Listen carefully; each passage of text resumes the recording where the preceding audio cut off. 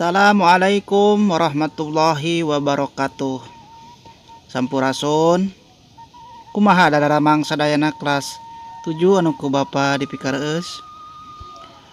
Kapendak deui sareng Bapa di pembelajaran bahasa Sunda. Dina poe ayeuna urang sadayana arek belajar ngeunaan sajak. Sajak teh lamun dina bahasa Indonesia mah sok disebut oge puisi. Insyaallah materi sajak arek ku Bapa dipedar ti kawit dugi ke akhir sarta acan belajar ti payun hay urang sami-sami heula ngadoa ka Gusti Allah mudah-mudahan urang dipaparinan ilmu nu mangpaat tur barokah. Sami-sami macakeun doa sarta acan belajar. Rabbi zidni ilman warzuqni fahman. Rabbi shrahli sadri wa yassirli amri wahlul 'uqdatam min lisani yafqahu qauli. Amin. Mudah-mudahan doa urang sadayana ditampi ku Allah Subhanahu wa taala.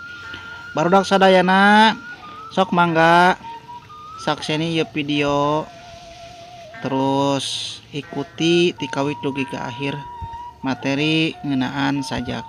Wilujeng nyakseni.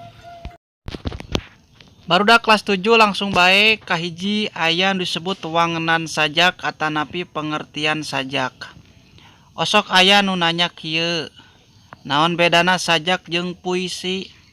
Nah, aing ngaran sajak teh nyaeta salah sahiji karya sastra anu ditulis dina wangun ugeran. Ugeran itu bisa disebut juga puisi. Tetela sajak teh tepati kauger ku patokan-patokan jumlah engang, saban padalisan jeung jumlah padalisan dina saban pada seperti dina pupuh atawa sisindiran. Dina sastra Sunda, karya sastra wangun ugeran teh loba rupana diantarana sajak, guguritan, pupujian, jeung mantra. Jadi pertanyaan di luhur bisa dijawab sajak teh bagian tina puisi atawa sajak teh nyaeta puisi-puisi keneh. Kitu wangenan tina sajak. Lajeng kana sajarah sajak. Dumasar kana asal usulna, sajak teh mangrupa karya sampeureun anu jolna tina sastra deungeun. Nyaeta pangaruh tina sastra Eropa.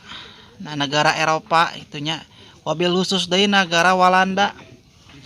Eta karya teh asup tur jadi banda sastra Sunda ti mimiti tahun 1846. Jadi asupna teh pada tahun 1846. Nyaeta nalika para pangarang Sunda khususna pangarang ora mimiti kasengsrem tur mikaresep basa dina wangun sajak. Pangarang Sunda anu naratas gelarna nyaeta sajak Kis W.S. Kitunya eta sajarah tina sajak teh.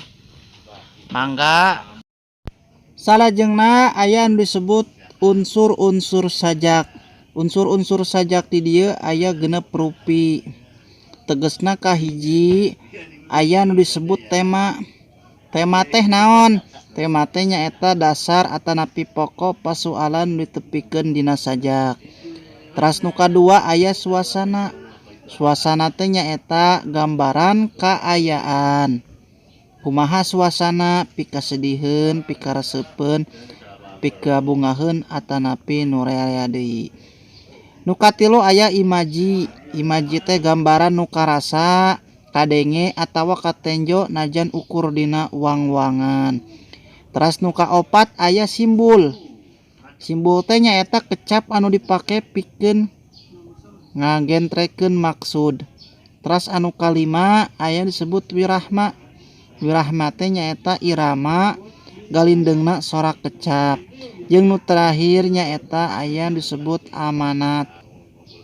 Ai amanat teh nyaeta pesen anu rek disampaikeun, arek nu ditepikeun ku pangarang kanu macana. Tah eta unsur-unsur sajak teh aya genep rupi. Mudah-mudahan sadayana tiasa dipahami.